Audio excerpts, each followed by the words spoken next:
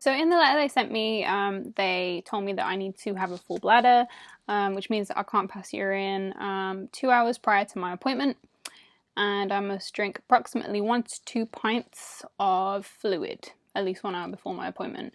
I'm not supposed to drink fizzy drinks. That's what it said basically. Another thing that they had said, my partner could not come into my scan with me. That was obviously something that I had to come to terms with, and my partner had to come to terms with as well. We understood that it had to be done. We just went with what the letter said.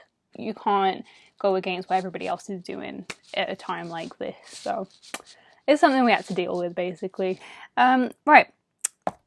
During my first scan, it was interesting.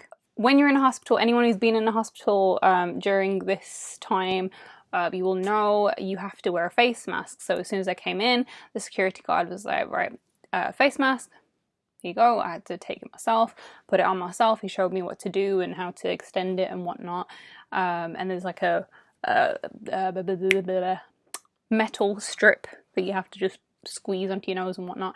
Did that, went in, everything was really quick paced because I got there just on time. The chairs were spread out, and women were trying not to sit next to each other, trying not to conversate if it wasn't needed. I went to the reception desk, checked myself in. She gave me some papers that I needed to sign and I just needed to put my information on. Straight after I did that, the security guard came in saying my name, and then I was like, yes, and then he was like, well, your partner just said that his phone has died, so call his other number, and I was like, right, okay.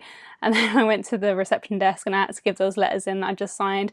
Just as I did that, my name got called to go into my scan, so I was a bit like, oh, all over the place, pretty flustered.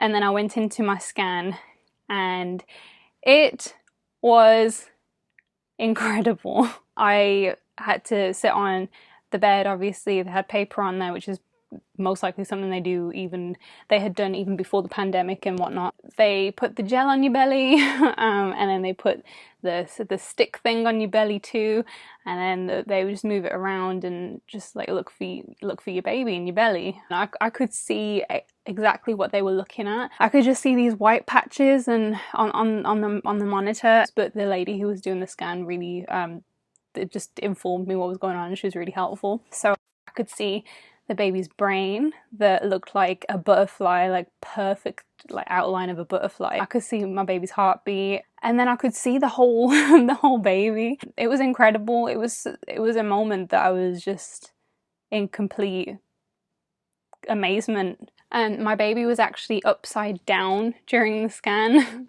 and the lady had said that's absolutely fine. The babies are really allowed to just move around. They're supposed to just move around and just wiggle around and do what they want during this time. And picture came out really clear.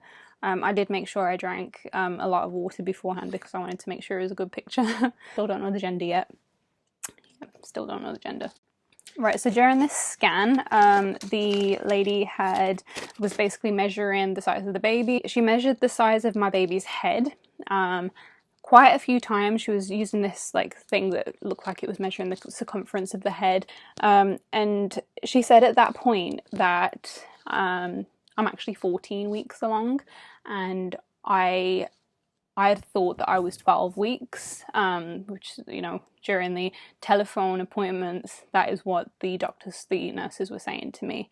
Because I was 14 weeks along, something that is usually done on the 12-week scan is they usually look at the back of the baby's neck to measure a certain like a certain space that is there or something to test for Down syndrome, which is 80% accurate or something like that. But because I was 14 weeks along, they couldn't actually do that test because apparently it's just not accurate at 14 weeks.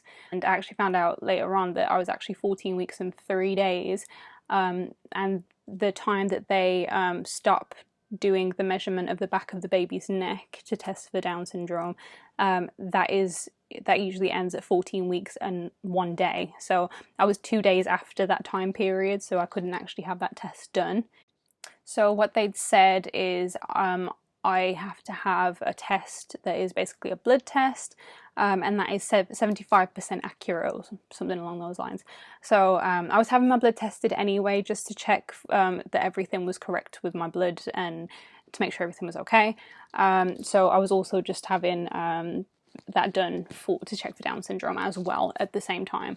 So during the whole of this, the first scan, the first time me being in the hospital for the baby, I had my first scan and found out that I was 14 weeks and 3 days rather than 12 weeks and 3 days. I had my bloods taken. I had a urine sample done. I had my blood pressure and my heart rate checked.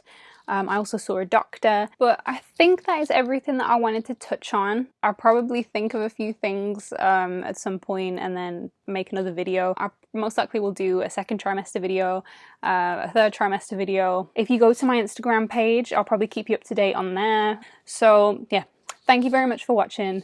I hope you've enjoyed it.